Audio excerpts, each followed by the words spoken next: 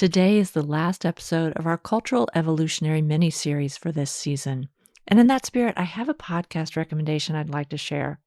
If you're looking for valuable life stories with practical mental health insights, you should check out the podcast Discover More. The host, Benoit Kim, is a policymaker turned psychedelic-assisted psychotherapist. And in his show, he highlights this magical relationship between healing and the best human experience. Look for Discover More wherever you listen to podcasts, or you can watch it on YouTube.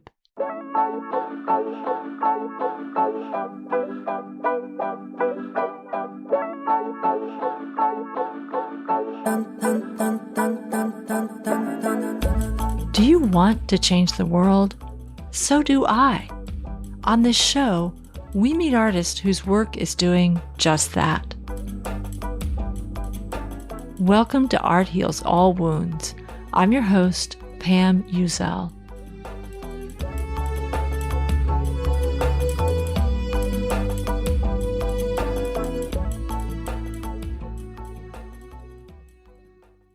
To all of you listening, you all probably know there's what you know you don't know, and then there's what you don't know you don't know. If you're really, really lucky, you're gonna run into someone or something that teaches you what you didn't know you didn't know. So why am I bringing this up on this episode? My guest today taught me something I didn't know, and showed me that my belief about a certain art form was just way off.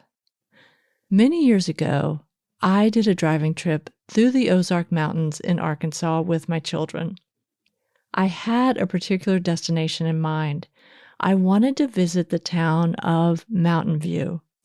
This town was known for roving bands of bluegrass musicians who traveled from hotel to hotel in the evenings to play music. They'd either set up in the parlor of the hotel or the front porch and play for a bit, then move on to the next stop while another band took their place. It was so amazing. And bluegrass, experienced in this way, is infectious. The local music store there did a very brisk business in fiddles and mandolins by people who caught the bluegrass bug. As I looked around this little town, I thought to myself, this is really, really special and kind of enchanting. I wondered how long this particular way of playing music, with our current technology and commodification of cultural traditions, will last. During the long shutdown of COVID, I thought of Mountain View and its bluegrass many times, and I wondered, is this going to be the end of this musical tradition? I felt pretty sure that it would be, because I didn't know what I didn't know. So when I first heard of the California bluegrass band Crying Uncle, comprised of musicians who range from the age of 16 to 21, I thought, wow, where did they come from?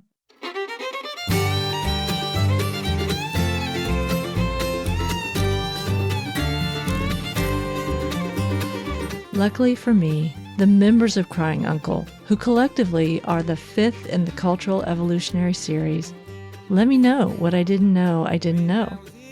My assumptions about bluegrass were so wrong. It's both embarrassing and wonderful. Brothers Miles and Quale are joined by bassist Andrew Osborn and guitarist John Gooding to form Crying Uncle Bluegrass. What I learned from speaking with them is that bluegrass is more than just music. It's a way to create community around the world. This multi-award-winning band has released 4 albums. We're listening to music from their latest album now. Did I mention that the oldest member is 21 and the youngest member is 16? I'm so glad to know them and to now know what I didn't know about the state of bluegrass.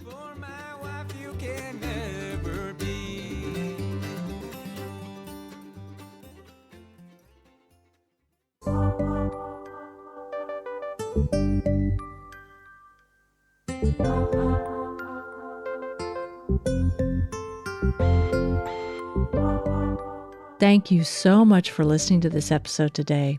If you're enjoying hearing the stories from the artists on this show and what inspires them, be sure to follow Art Heals All Wounds on your favorite listening app. Before we meet the band Crying Uncle Bluegrass, I'll introduce the different members here. Andrew Armstrong Osborn, age 20, is an award-winning bluegrass upright bass player, trombonist, and vocalist from San Rafael, California. As a small child, Andrew's father, Joe, took him to many bluegrass music festivals, where he would fall asleep in his tent listening to all-night jam sessions. John Gooding is 21 years old and from Vacaville, California. John grew up in a musical community of both family and friends. He started playing guitar when he was 7 years old. Miles Quale, age 19, is a fiddler from Alameda, California, who started on violin at the age of 3 and switched to fiddle at age 5. He's the founder of the Crying Uncle Bluegrass Band. Teo Quale, age 16, is a mandolinist and fiddler from Alameda, California. Teo began on the fiddle at the age of 3 before eventually switching to the mandolin at the age of 8. Hi, Miles, Teo, John, and Andrew, otherwise known as the bluegrass band Crying Uncle.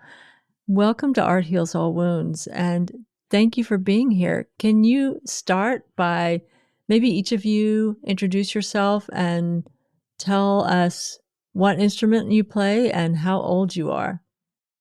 Yeah, sure. My name is Miles, and I play the fiddle, and I am 19. My name is Mateo. I'm 16 and I play the mandolin. My name is Andrew. I'm 20 and I play the bass. My name's John. I'm 21 and I play guitar.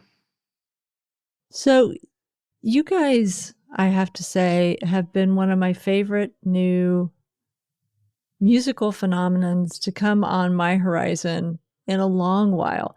And I grew up in Arkansas. I didn't have a lot of exposure to bluegrass, but I've been to places like Mountain View where they have all the bluegrass. I'm really have been so amazed by what amazing musicians you are and also your age. I'm sorry to harp on that. Do you get tired of people talking about that you're so young to be so talented? No, it's fine. I mean, we were younger before, so. Yeah. Well, so I really want to know how each of you got started, when you got started, how you got started, and how you eventually came to bluegrass. So maybe Miles, we'll start with you. Yeah, I guess I started playing when I was 3 years old. I started with at a Suzuki music school, actually, on violin, and that continued until I was around 5, I would say.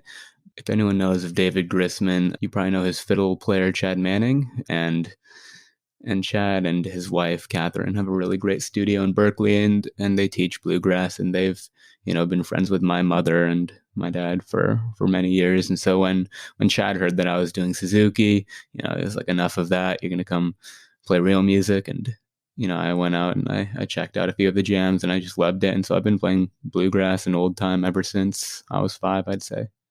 Wow, that's incredible that at 5 you were already veering towards bluegrass. What about you? Teo, when did you start playing? I started pretty much in a similar way as my brother Miles through Catherine and Chad Manning. I actually started with the fiddle, like my brother, and later transitioned to the mandolin when I was 8. So it was really just through friends, my parents' friends, Chad and Catherine Manning, that we both started. And that's amazing because it would be so hard to imagine an 8-year-old starting to play the mandolin here in the Bay Area. John, when did you start? So I grew up going to bluegrass festivals. Both my parents played before I was born, but I didn't start playing guitar until I was about 7. Okay, so Andrew, what about you? So, my dad is a fiddle player, and he took me to a couple festivals, bluegrass festivals, when I was really little. But I didn't really get into playing music, at least playing bluegrass, until 6th grade. So I guess I was about 11, and that's when I got into playing bluegrass bass. And I didn't really have any formal training, but I kind of just showed up to the local slow jams and kind of figured out what sounded right and what didn't. And eventually, through festivals, I got to meet all these guys. Well, that's incredible. I was going to ask next about how you came about forming a band. What's the story of Crying Uncle as a band? Well, I think we all met a few years before we actually started playing together. We all met at the Father's Day Bluegrass Festival up in Grass Valley. It's hosted by the CBA, the California Bluegrass Association, and they have a couple kids programs down there. And the one that we all did was the Kids on Bluegrass program, and we all have been doing that, for years. But let's see, Teo, Andrew, and I were in a band called the Rambling Miners for a while. Or when that band eventually ended, we kept playing some shows, and John hopped on the wagon, and we've been playing for maybe about 4 or 5 years now. So I just have to ask, when you say Rambling Miners, is that minor spelled with an Minors? Yeah, not cave miners, no. I love that. And by the way, that I should call you each by name so people will know who's talking. That was Miles talking. I'm just really excited for you guys because your band is really taking off. You have so many performances. And I'm wondering, when you first started together as a band, did you foresee so many people being interested in having you play? You were going to answer, Andrew. What were you going to say? At least for me, definitely not. I just did it, especially, being younger, because it was fun. And you keep doing it, and it's fun to play with a group of people who, over time you get to know them all better. You kind of understand what music you're playing. It's like, it makes it so much more cohesive because, you jam with different people every time at a festival. If you, meet strangers, it's a whole different experience. And it's also a lot of fun because you get to learn new songs, different ways of playing. But it's also a lot of fun to play in a group where you get to practice a few tunes and get really good at them. Mm. Well, it sounds like each of you had mentors in this music, whether it's someone in your family or Miles and Teo, you had the friends of your mother who were involved in this music. So I'm really curious to know what you understood about this music. What did bluegrass mean to you in terms of a genre when you were first learning it? I guess, John, I'm going to ask you because you said that your father is a musician. Mm-hmm. So what did you understand about bluegrass when, just coming up as a young kid? Was it just a normal part of your family's life? I mean, I don't know if I would say daily life. In a sense, yeah, because when I was growing up in my dad's cars, it was always bluegrass CDs. So in a way, it was every day, but it was just kind of a normal thing. Like every once in a while, we went to a festival, and even before I played music, there was always a lot of kids there. I had lots of friends, so it was always something I looked forward to.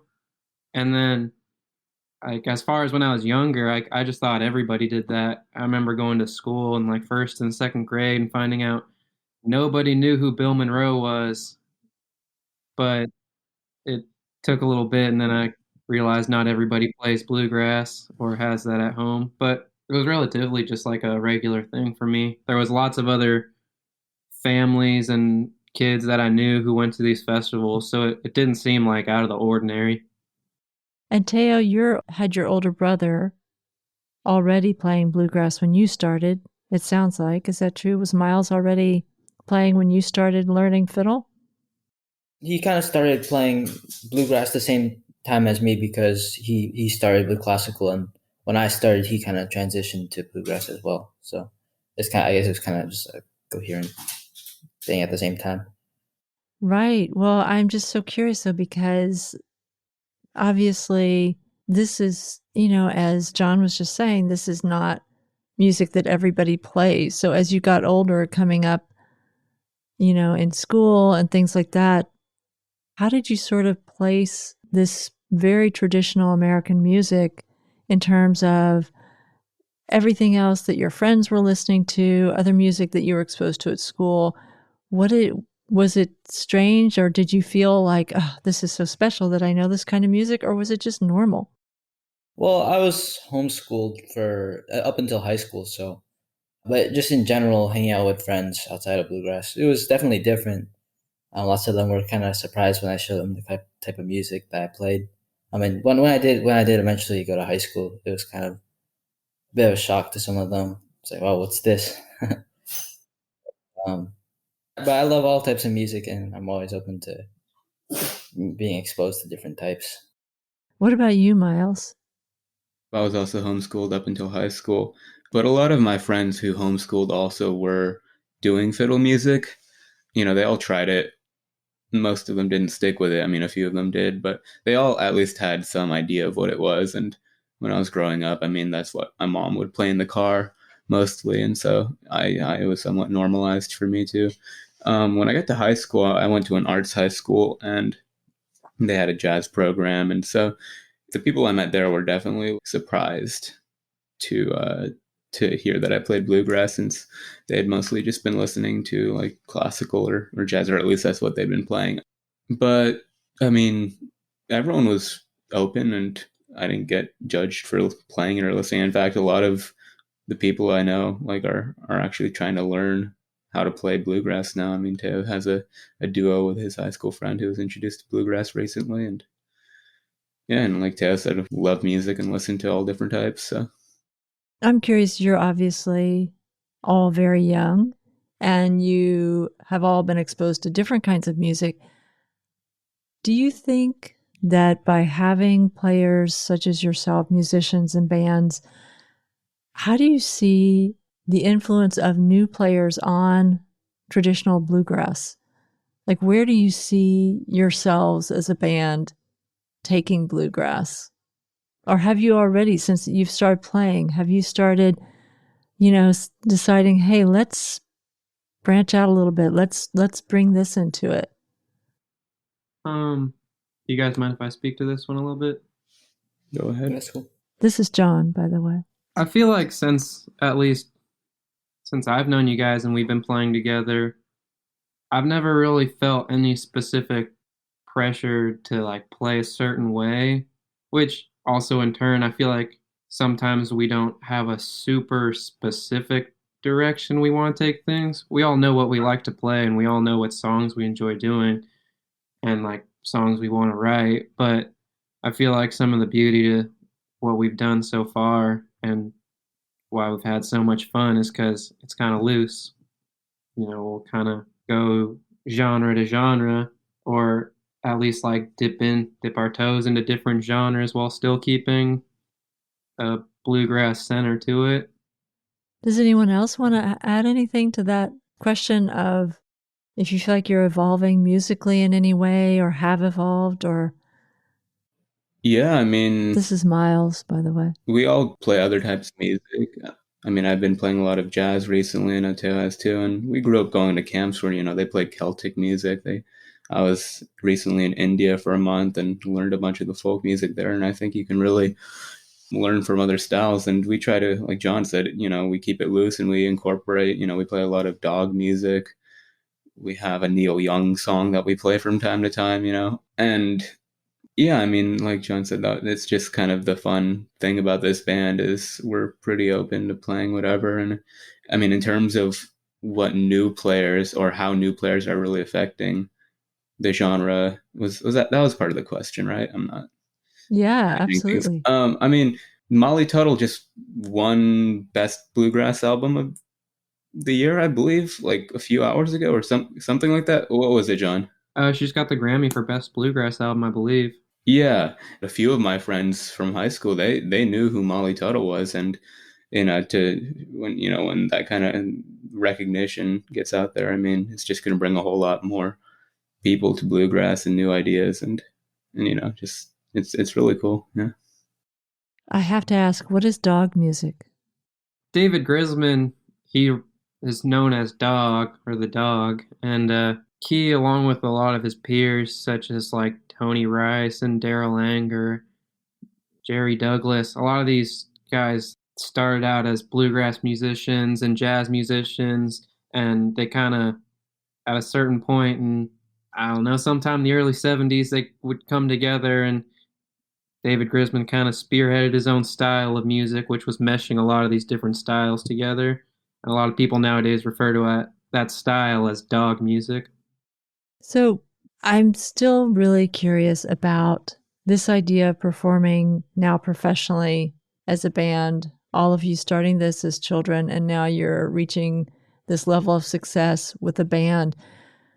And I'm wondering, beyond just the success, beyond the greater recognition, what does it feel for you guys to get in front of an audience and perform?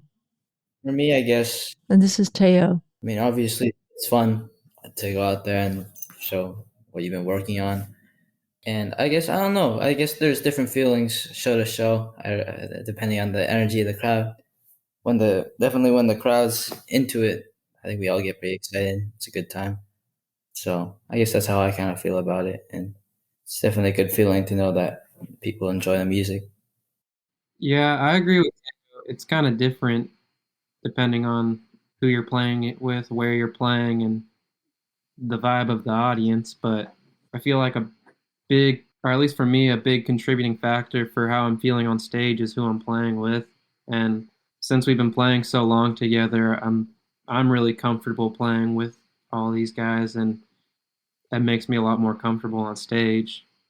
What about you, Andrew? I really agree with both Taylor and John.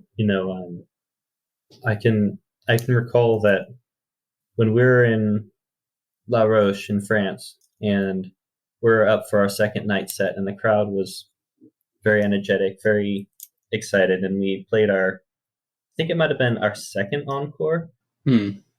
It's a really great feeling to be playing music that you really enjoy playing with people you enjoy playing with, and with a happy crowd. Like, those three things added together can make for a really amazing experience, I think. It's hard to explain the feeling, I'd say, because it's not just a single thing. Like, there's something about playing and performing music that's hard to describe. Well, what do you get, if you can explain it? How do you feel after a really great night like that is over? What do you take away from it? Let's do it again. Yeah. A feeling of excitement, I guess that's kind of more while it's happening. Lots of memories, I guess, looking back on it. I don't know. It's a good feeling. Like Andrew said, it's a bit hard to explain, but I don't know. It just feels good, I guess. I feel very content when a show like that happens. Like Andrew said, I mean, that was probably one of my favorite shows, La Roche, our second set.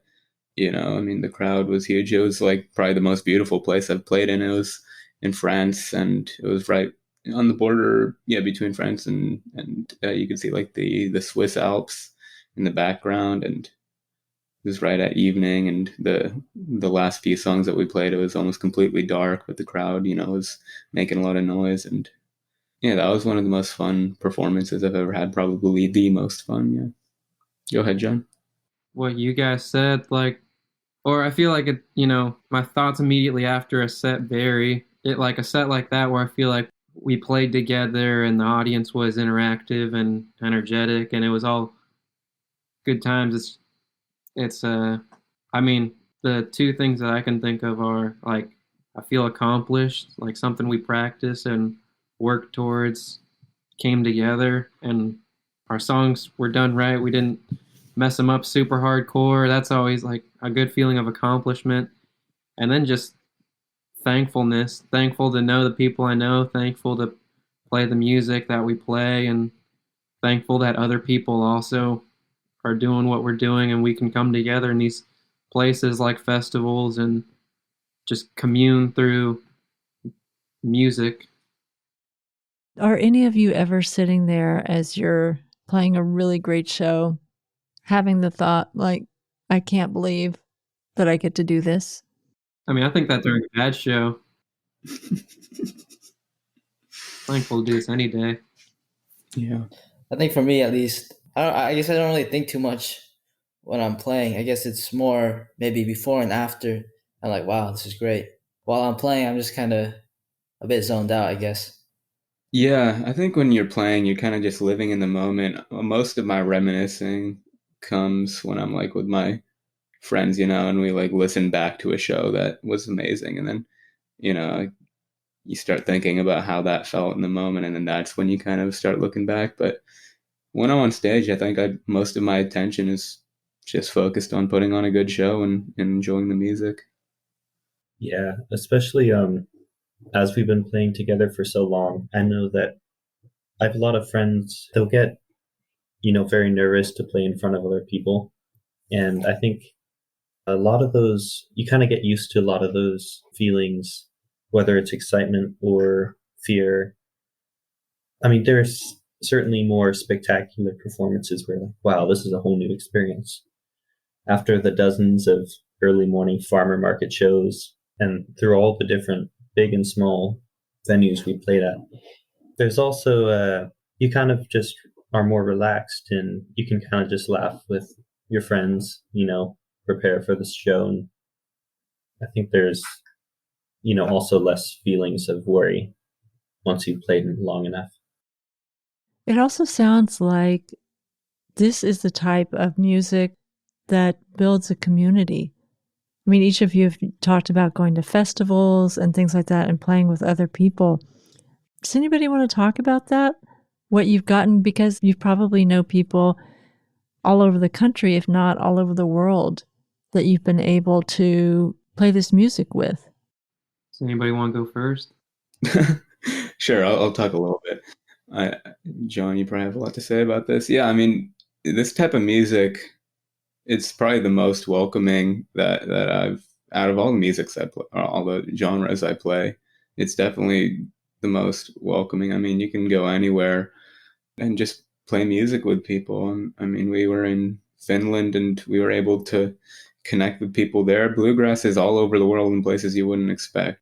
And yeah, because I think a big part of it is the music is centered around jamming, and a very non-judgmental type of jamming. I know that there are some genres of music where, the jamming is a little bit more competitive. And with bluegrass, it's never really that. It's just about sharing the music and having a good time. And that's what I love about it. John, were you going to add something? I'll go down this rabbit hole for hours, but bluegrass definitely does foster a really beautiful community all over the world. As far as a beginner, like introductory experience, I can mostly just speak to California because that's where I'm from. But where we all met at like the Father's Day Festival, they make it, well, bluegrass for one, I think is a very accessible genre for a lot of people. You don't got to carry around amps. You don't got to have, if you're not playing on stage, you don't need a source of electricity. You don't need pedals. Like I used to play rock and roll, and that is a pain carrying all that around. But bluegrass, you get your guitar, you get your bass, you get your banjo, what have you, and you can just all meet in a field somewhere and start making music. Or an elevator. Yeah, or an elevator. Done that many a times. But also, the California Bluegrass Association also does a huge part in making sure that whether it's your first time at a festival, your first time playing an instrument at a festival, or you're more intermediate, they make sure that there's workshops for everybody, jams for everybody. They do a big slow jam for everybody if you're just starting and are learning the songs. If you're more intermediate and you want to like check out your local bluegrass scene, there's unlimited jams for you to find throughout the festival. And they also have lots of great resources online. They do a newsletter that goes out, I'm not sure, maybe quarterly now. It used to be monthly, no longer is. But, and then you spoke to across the country and the world, there's lots of other bluegrass associations doing the same thing, trying to keep this music live and healthy and prosperous, which I think they're doing their part. If anything, artists like Billy Strings and Molly Tuttle, they're all started in bluegrass, but they're reaching heights that no other bluegrass musician has reached before. So, and I know Molly grew up in the California Bluegrass Association. So, I think it's a really beautiful thing. What's able to happen with bluegrass and the way people do their part to like help others get into the music. And like Miles said, it's very non-judgmental. Everyone's really friendly. Everyone's willing to help you out. And I owe bluegrass everything I got, all my best friends, the way I make money, the way I go spend my free time. It's all thanks to the bluegrass community. Hmm. Try not to ramble too hard on that one. No, that was a great ramble. Andrew, do you or Teo have anything you want to add to the sense of community around bluegrass? I guess to emphasize the real ability to jam, since I came a lot from a background of playing other instruments like trombone and symphony, wind ensembles, jazz bands, and all that. It is a really unique experience how jammable bluegrass is, especially in a beginning level. Like I'm in college right now, and not a lot of people really play bluegrass. Maybe some people know a couple John Denver songs, or they know like Folsom Prison Blues, but you kind of try to play music and play bluegrass, and you find a group of people, and it's not that hard to learn a lot of the standards just in a couple minutes, even with someone who just brought a guitar from home just to pick around for fun. And I think it really makes it more accessible, especially at the beginning, because you don't need that structure. You don't need to read music or complicated chords to get into bluegrass. Well, I know you guys have a lot of shows coming up, and probably this podcast, people are not going to have time to actually go to all these shows, but what are some of the big things coming up for you in the future? I mean, we'll list a place to where they can find the shows. So I'm not saying that, but I'm saying depending on, I know you have some shows coming up really soon. So what are some of the shows coming up for you? Some of the big things? We just got done with a cruise to the Bahamas. That was really fun. But I think the closest thing that's like pretty big is that we are going to be touring in Japan for 10 days. And big thanks to Hide, Susumu, Akiyasu, Kazuhiro, all these amazing people. Aiko, they all helped us. Like you were talking about the bluegrass being like a really open community. We met all these people through bluegrass, and we told them that we were interested in maybe playing in Japan, since there is a pretty big bluegrass scene in Japan. And that's pretty big. Okay, well, where can people find out more about you? This is a job for Andrew Osborn. Andrew? Oh, even when we're not on stage. Well, we have an Instagram page called Crying Uncle. We have a Facebook page called Crying Uncle. And we have a website called cryingunclebg.com. And that has our upcoming shows that we can announce. You can contact us. We also have merch for sale. And you can also find our CDs. Very cool. And I had one last question. Where did the name Crying Uncle come from? Well, there are two main reasons for the name. The first one, well, Teo and I came up with the name, and we're brothers. I don't know if we said that earlier, but Teo and I, he's the mandolin player, I'm the fiddle player. We're brothers, and being brothers, we had a lot of arguments and fought a lot. And so there's this game, where you have to make the other person cry uncle. You hurt them, you twist their arm, you pinch them, something, until they cry uncle. So there's one of that, I guess, someone was making, they alluded to the competition between the band members to be like the best, or what. I was like, looking into it a little bit too hard. But yeah, that's one half of the name. The second is Tom and Jerry.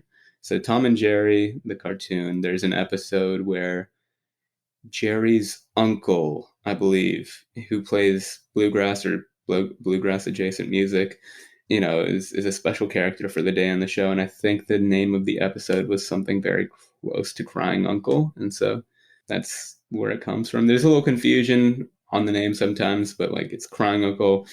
me and Teo, and then the bluegrass band, Crying Uncle Bluegrass Band, is the people that you're hearing right now with John and Andrew. And May I add, Miles and Teo both do judo and jujitsu and have for a long time. So when they make each other cry uncle, it's way more intense and terrifying sometimes.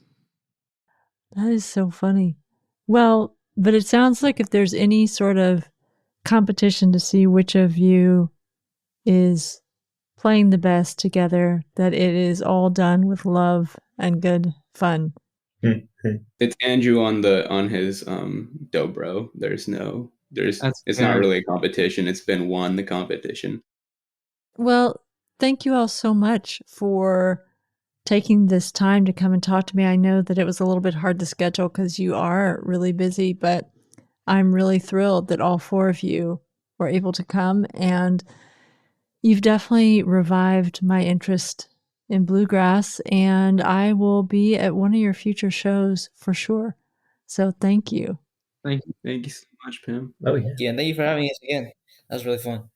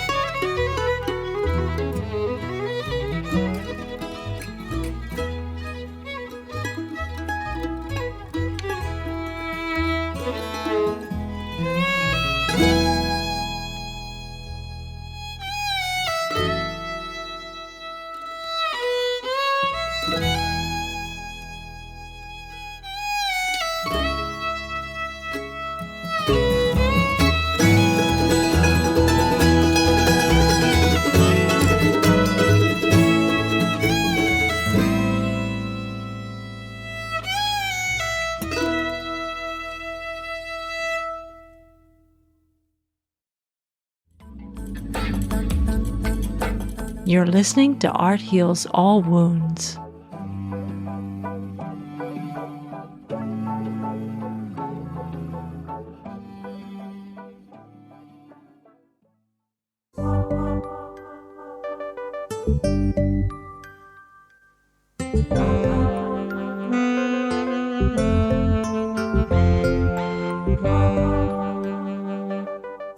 Thank you so much to Miles, Teo, Andrew, and John from Crying Uncle Bluegrass for sharing their work and the incredible experience they've had as part of the bluegrass community.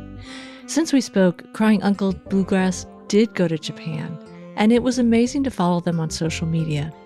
If you want to see what they're up to and where they'll be playing next, follow them on Instagram or check out their website, cryingunclebg.com. And if you think you might want to jam with bluegrass musicians, look around. It seems like finding people to jam with is easier than what I thought. Thank you so much for listening to this episode today. If you like what you're hearing, please follow us on your favorite listening app and share us with a friend or two. And remember, you can always reach me at my website, arthealsallwoundspodcast.com. The music you've heard in this podcast is by Quetzal and Lobo Loco. You also heard music from Crying Uncle Bluegrass's latest CD called The Thing of Dreams. This podcast was edited by Eva Hristova. As always, this show was recorded using Squadcast FM. Art Heals All Wounds comes to you from Oakland, California, on unceded territory of the Choqueño Ohlone people.